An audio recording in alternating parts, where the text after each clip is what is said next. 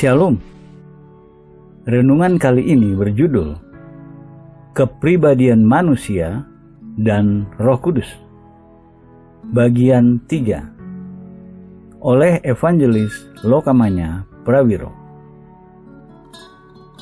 Semoga Allah damai sejahtera menguduskan kamu seluruhnya, dan semoga roh, jiwa, dan tubuhmu terpelihara sempurna dengan tak bercacat pada kedatangan Yesus Kristus Tuhan kita. 1 Tesalonika 5 ayat 23. Satu kebenaran besar ayat ini mengandung formula komponen kepribadian manusia. Sebagian besar dari kita sepakat roh, jiwa, dan tubuh membentuk kepribadian lengkap manusia. Pasal pertama Kejadian berkata, Allah membuat manusia menurut gambar dan rupanya. Ayat 26. Gambar mengacu pada tampak luar, jadi tampak luar manusia mencerminkan tampak luar Allah. Rupa mengacu pada struktur internal Trinitas, Bapa, Putra, dan Roh Kudus. Roh, jiwa, dan tubuh manusia berhubungan dengan 3 komponen Trinitas. Struktur internal kepribadian manusia ini bisa ditelusuri keciptaan manusia oleh Allah. Roh manusia keluar dari nafas Allah. Ia menghembuskan nafas hidup ke dalam hidung Adam. Demikianlah manusia itu menjadi makhluk yang hidup. Lihat Kejadian 2 ayat 7. Menariknya, dalam Ibrani dan Yunani, kata-kata untuk roh dan nafas sama. Tubuh adalah tanah liat yang diresapi dengan kehidupan ilahi menjadi Adam. Keluar dari kesatuan roh dan tubuh, jiwa komponen yang paling sulit dimengerti. Ego setiap individual unik, bagian yang menentukan saya ingin atau saya tidak akan.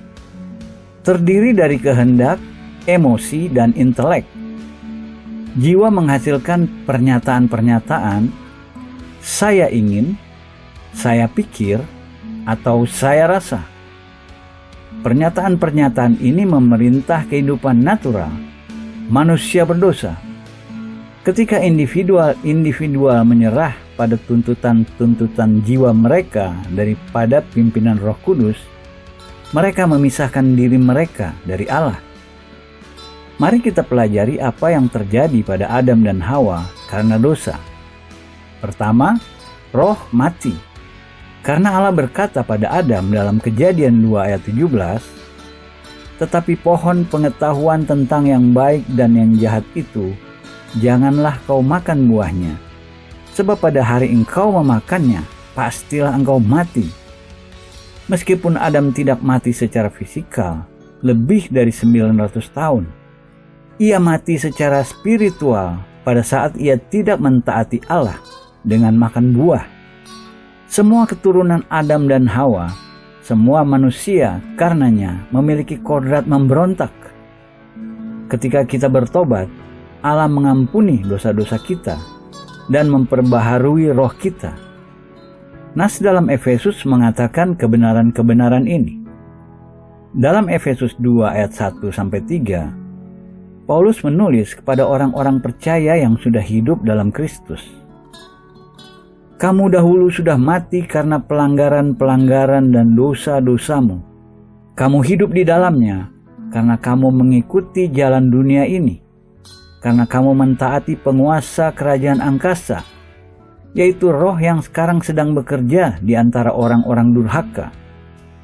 Sebenarnya dahulu kami semua juga terhitung di antara mereka, ketika kami hidup di dalam hawa nafsu daging dan menuruti kehendak daging dan pikiran kami yang jahat.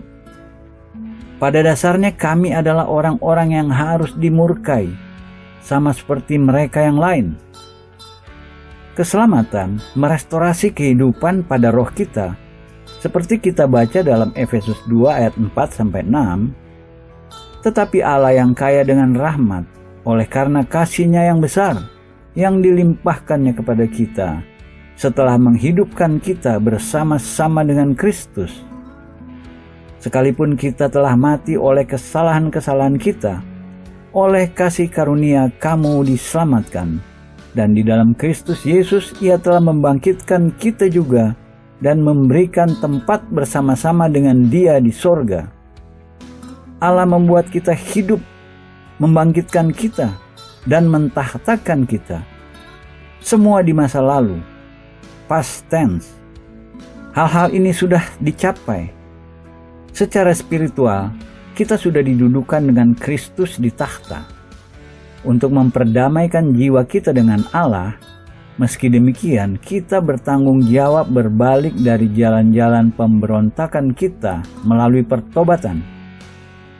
Banyak orang yang mengklaim memiliki keselamatan belum pernah menolak pemberontakan mereka. Roma 5 ayat 1 mengajar kita. Sebab itu, kita yang dibenarkan karena iman, kita hidup dalam damai sejahtera dengan Allah oleh karena Tuhan kita, Yesus Kristus.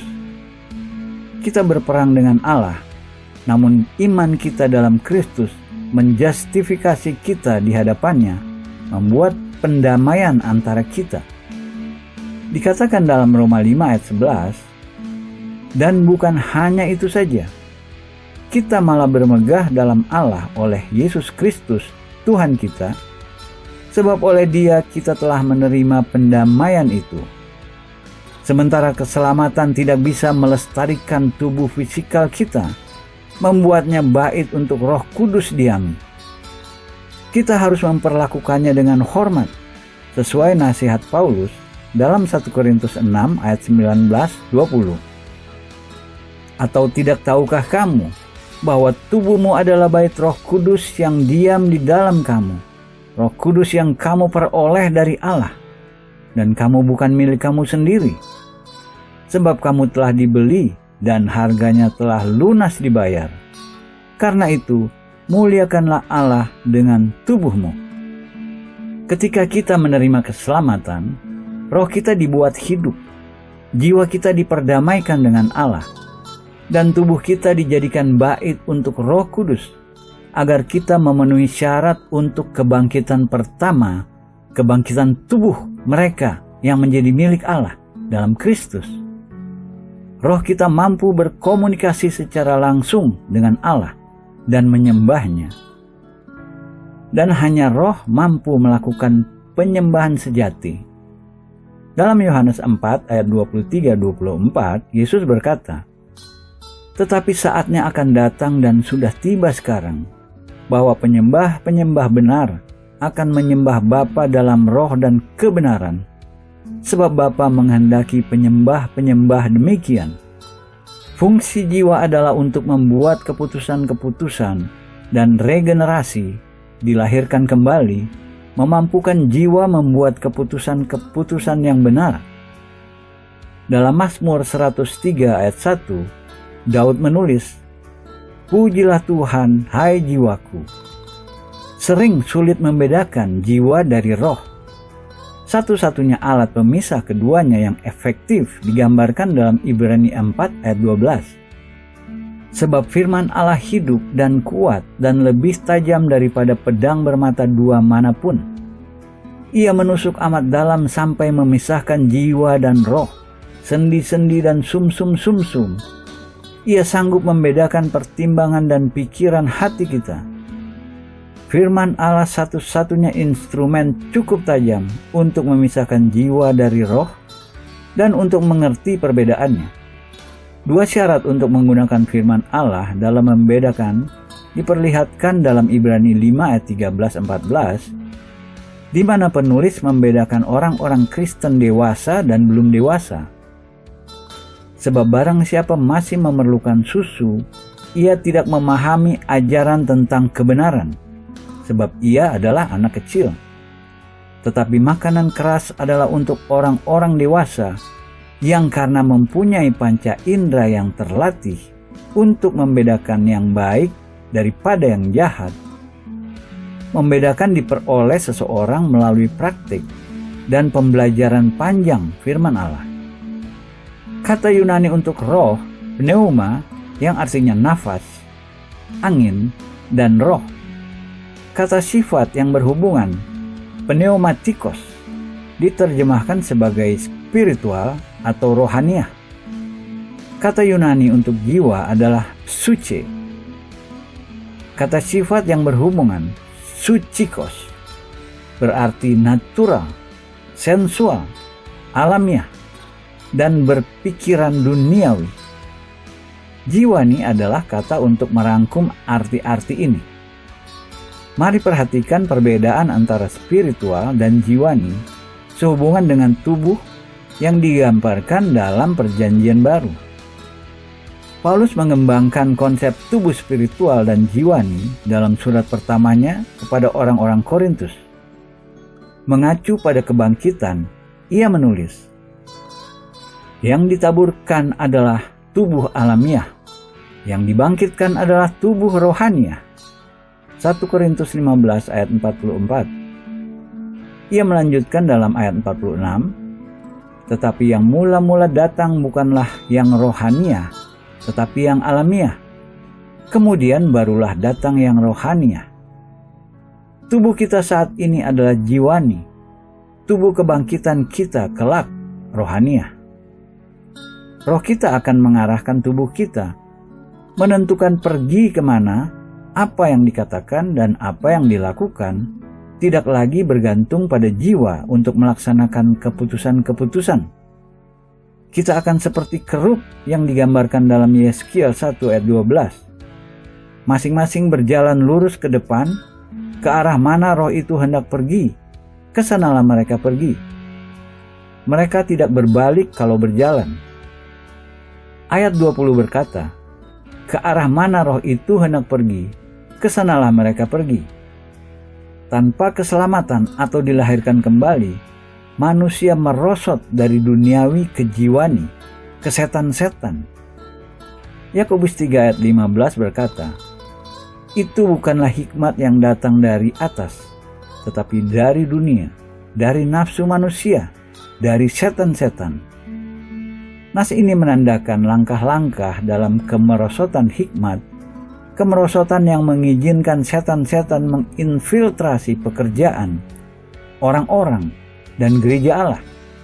Menjadi duniawi tampak tidak bersalah atau tidak berdosa, namun dibutuhkan sedikit waktu untuk mencabut akar, menyeret seseorang ke bawah ke dalam alam jiwani, dan kemungkinan lebih jauh ke dalam alam setan-setan. Apa artinya menjadi duniawi? Dari sudut pandang Kristen, individual duniawi fokus pada kehidupan duniawi. Itu saja.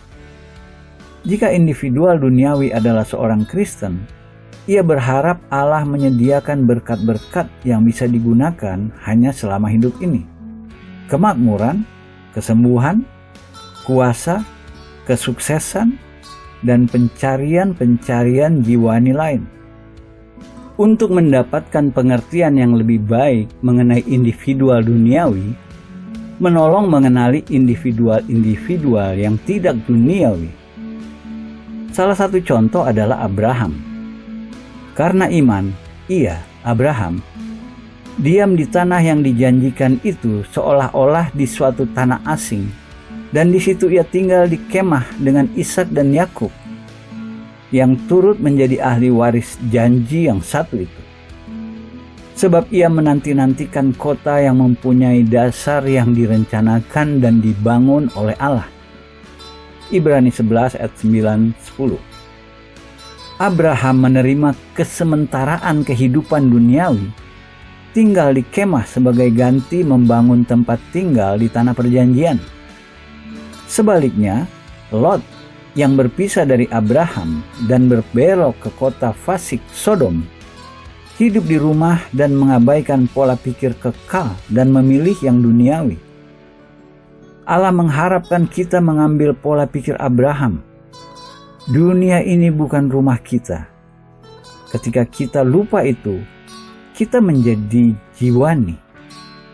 Contoh kedua individual yang tidak duniawi adalah Musa, yang digambarkan dalam Ibrani 11 ayat 27.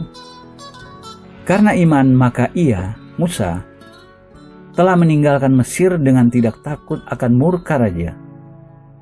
Ia bertahan sama seperti ia melihat apa yang tidak kelihatan.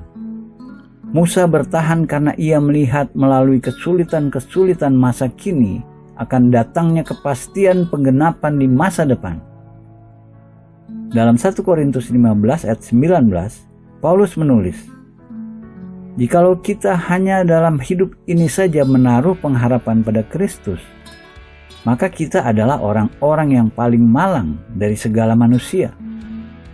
Jika tujuan dari iman Kristen kita menerima berkat-berkat dalam kehidupan duniawi saja, kita patut dikasihani. Banyak orang melupakan fakta bahwa kita orang-orang asing yang sedang melewati dunia ini, dan akibatnya pikiran-pikiran dan ambisi-ambisi kita kehilangan fokus yang benar dan menjadi duniawi, jiwani, tingkat di bawah keduniawian. Apa esensi jiwa? Seperti digambarkan sebelumnya, jiwa secara esensi adalah ego. Orang-orang jiwani egosentris, prihatin secara eksklusif pada diri mereka. Sementara orang spiritual bertanya, bagaimana saya memuliakan Allah? Orang jiwani bertanya, apa yang bisa saya dapatkan? Gereja masa kini terlalu sering melayani dengan motivasi mencari keuntungan pribadi sebagai ganti dari memuliakan Allah. Dalam 1 Korintus 2 ayat 14-15, Paulus menulis, "Tetapi manusia duniawi tidak menerima apa yang berasal dari Roh Allah, karena hal itu baginya adalah suatu kebodohan, dan ia tidak dapat memahaminya, sebab hal itu hanya dapat dinilai secara rohani. Tetapi manusia rohani menilai segala sesuatu, tetapi ia sendiri tidak dapat dinilai oleh orang lain. Manusia jiwani tidak bisa membedakan kebenaran spiritual karena ia harus melakukan itu dengan roh. Ia terbiasa hanya pada daya tarik jiwani terhadap emosinya. Seseorang bisa dimotivasi oleh jiwanya untuk memberi perpuluhan dalam jumlah besar kepada gereja. Namun motivasi tidak patut ini akan menjadikannya tidak efektif. Orang-orang jiwani menyembah Allah agar bisa bersukaria. Mereka sering mengatakan, kebaktian penyembahan yang indah. Namun tujuan penyembahan bukan agar kita bersukaria, melainkan tujuan menyembah Allah adalah menyembah sesungguhnya untuk memuji Allah, bukan mencoba mengangkat emosi kita atau menggairahkan indera-indera kita. Dalam proses menyembah Allah, emosi kita bisa terangkat atau bergairah, namun juga bisa tidak harus menjadi fokus utama kita. Kita melihat banyak daya tarik jiwani pada emosi yang menggerakkan orang-orang menangis dan membuat mereka bergairah tanpa merubah mereka. 1 minggu kemudian, mereka tetap sama. Patut disayangkan, banyak gereja melayani dalam alam jiwa daripada alam roh. Orang-orang dalam alam jiwa nih keterusan hingga menyerahkan diri mereka terhadap penipuan. Ini bisa dihindari hanya dengan membedakan antara alam spiritual dan jiwani. Satu langkah ke bawah dari jiwani adalah setan-setan. Pola progresi dari duniawi ke jiwani lalu ke setan-setan diilustrasikan dalam perjanjian lama oleh Harun, imam besar Israel, yang membentuk lembu emas. Dalam Keluaran 32 ayat 1-6 digambarkan kemerosotannya. Ketika bangsa itu melihat bahwa Musa mengundur-undurkan turun dari gunung itu, maka berkumpullah mereka mengerumuni Harun dan berkata kepadanya, "Mari, buatlah untuk kami Allah yang akan berjalan di depan kami, sebab Musa ini, orang yang telah memimpin kami keluar dari tanah Mesir, kami tidak tahu apa yang telah terjadi dengan dia." Lalu berkatalah Harun kepada mereka, "Tanggalkanlah anting-anting emas yang ada pada telinga istrimu, anakmu laki-laki dan perempuan, dan bawalah semuanya kepadaku." Lalu seluruh bangsa itu meninggalkan anting-anting emas yang ada pada telinga mereka, dan membawanya kepada Harun. Diterimanya itu dari tangan mereka, dibentuknya dengan pahat, dan dibuatnyalah daripadanya anak lembu tuangan. Kemudian berkatalah mereka, "Hai Israel, inilah Allahmu yang telah menuntun engkau keluar dari tanah Mesir." Ketika Harun melihat itu, didirikannya mezbah di depan anak lembu itu. Berserulah Harun, katanya, "Besok hari raya bagi Tuhan, Yahweh." Dan keesokan harinya pagi-pagi, maka mereka mempersembahkan korban bakaran dan korban keselamatan. Sesudah itu, duduklah bangsa itu untuk makan dan minum. Kemudian bangunlah mereka dan bersukaria. Ada beberapa detail signifikan dalam nas ini untuk dicatat. Pertama, orang-orang menghargai Musa untuk pembebasan mereka, orang yang telah memimpin kami keluar dari tanah Mesir. Kebalikan dari mengakui pemeliharaan Allah, fokus mereka pada pemimpin-pemimpin manusia berubah menjadi penyembahan berhala. Nas menyimpulkan dengan berhala, juga kemudian bangunlah mereka dan bersukaria. Bersukaria esensi dari berhala, dan ketika penyembahan kita menjadi bersukaria, kita sudah tergelincir dari spiritual ke jiwani, dan pada akhirnya ke setan-setan. Banyak dari apa yang kita sebut menyembah di gereja-gereja kita bukan menyembah sama sekali. Berpusat pada diri sendiri, fokus pada menemukan bagaimana mendapatkan kesembuhan, berkat-berkat, dan pemeliharaan-pemeliharaan lain Allah. Banyak dari musik dalam kebaktian-kebaktian gereja hari ini menarik untuk jiwa, menstimulasi dengan cara sama seperti musik sekuler. Apa yang tidak masuk akal dengan kemunduran Harun dan orang-orang adalah bagaimana tiba-tiba terjadi. 2 bulan sebelumnya, Harun membuat lembu emas. Musa menerima 10 perintah dari Allah di Gunung Sinai. Orang-orang merespon secara tepat dengan kagum, takut dan hormat. Seperti Keluaran 20 ayat 18-21 gambarkan, seluruh bangsa itu menyaksikan guruh mengguntur, kilat sabung menyabung, sangkakala berbunyi dan gunung berasap. Maka bangsa itu takut dan gemetar, dan mereka berdiri jauh-jauh. Mereka berkata kepada Musa, "Engkaulah berbicara dengan kami, maka kami akan mendengarkan. Tetapi janganlah Allah berbicara dengan kami, nanti kami mati." Tetapi Musa berkata kepada bangsa itu, "Janganlah takut, sebab Allah telah datang dengan maksud untuk mencoba kamu, dan dengan maksud supaya takut akan Dia ada padamu, agar kamu jangan berbuat dosa." Adapun bangsa itu berdiri jauh-jauh, tetapi Musa pergi mendekati embun yang kelam di mana Allah ada. Dalam 2 bulan, bangsa itu meninggalkan sikap takut dan hormat mereka, dan diganti sikap tidak peduli dan penyembahan berhala. Begitu kebutuhan-kebutuhan fisikal mereka dipenuhi, nafsu makan mereka terpuaskan, tubuh mereka berpakaian cukup, mereka menuntut hiburan dalam bentuk penyembahan. Contoh kedua merosot dari spiritual ke setan-setan ditemukan dalam kitab Imamat pasal 9 ayat 23 sampai pasal 10 ayat 2. Masuklah Musa dan Harun ke dalam kemah pertemuan. Setelah keluar, mereka memberkati bangsa itu. Lalu tampaklah kemuliaan Tuhan kepada segenap bangsa itu. Maka keluarlah api dari hadapan Tuhan, lalu menghanguskan keduanya, sehingga mati di hadapan Tuhan. Api yang sama yang menghanguskan korban yang diterima, menghabiskan kedua orang itu yang menyembah dalam roh yang salah. Dalam pengalaman kita, api cemar ditandai dengan menyembah dalam roh apa saja selain Roh Kudus. Dalam Perjanjian Baru, kitab Ibrani mendesak kita mempertahankan ketakjuban sama pada Allah yang diinspirasi oleh peristiwa-peristiwa Perjanjian Lama, seperti penghakiman Allah atas Sodom dan Gomora, Ibrani 12 ayat 28-29 berkata, "Jadi karena kita menerima kerajaan yang tidak tergoncangkan, marilah kita mengucap syukur dan beribadah kepada Allah menurut cara yang berkenan kepadanya, dengan hormat dan takut. Sebab Allah kita adalah api yang menghanguskan."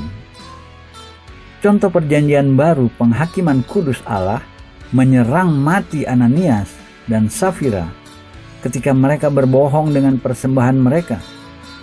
Maka sangat ketakutanlah seluruh jemaat dan semua orang yang mendengar hal itu. Kisah Para Rasul 5 ayat 11. Berapa banyak perasaan kagum kita temukan dalam gereja hari ini? Banyak orang memandang Allah sebagai teman biasa atau teman dekat. Ia mengundang persekutuan kita dan perjamuan kudus dengannya. Namun kita tidak pernah boleh kehilangan rasa kagum pada kesucian Allah. Terlalu sering, kurang kagum memberi jalan pada kelakuan sembrono. Satu pelayanan Roh Kudus meyakinkan kita akan dosa. Di mana keyakinan kurang, kerja Roh Kudus kemungkinan besar kurang juga. Kondisi umat manusia bukan tentang memperbaiki. Dalam 2 Timotius 3 ayat 2-4, Paulus memperingatkan seperti apa manusia di akhir zaman. Ia mendaftar 18 cacat moral yang akan lazim. Manusia akan mencintai dirinya sendiri dan menjadi hamba uang. Mereka akan membual dan menyombongkan diri. Mereka akan menjadi pemfitnah. Mereka akan memberontak terhadap orang tua dan tidak tahu berterima kasih, tidak mempedulikan agama, tidak tahu mengasihi, tidak mau berdamai, suka menjelekkan orang, tidak dapat mengekang diri, garang, tidak suka yang baik, suka mengkhianat, tidak berpikir panjang, berlagak tahu, lebih menuruti hawa nafsu daripada menuruti Allah. Kita perhatikan bahwa daftar ini diletakkan di akhir dengan salah meletakkan cinta, mencintai dirinya sendiri, menjadi hamba uang, dan lebih menuruti hawa nafsu. Jiwani atau mengasihi diri sendiri membuka kejahatan masuk. Ayat 5 menyimpulkan, secara lahiriah mereka menjalankan ibadah mereka, tetapi pada hakikatnya mereka memungkiri kekuatannya. Jauhilah mereka itu. Meski mereka memiliki bentuk ketuhanan, mereka kemungkinan penganut Kristen. Orang-orang yang digambarkan di sini menikmati cinta diri. Satan sangat senang pada mereka yang mencintai dan meninggikan diri mereka, karena ia membuat preseden untuk sikap ini. Lihat Yesaya 14 ayat 12-15. Ia memimpin orang-orang sesat, mendorong mereka mencintai apapun, uang, kesenangan, kuasa, atau diri mereka, lebih dari mereka mencintai Allah. Ketika pemutarbalikan sesuatu yang ditujukan untuk kebaikan, salah meletakkan cinta bisa membuat kita calon-calon untuk penipuan Satan. Ia mengambil apa yang bagus dan murni, membalikannya ke dalam instrumen kejatuhan dan penipuan diri kita sendiri. Amin.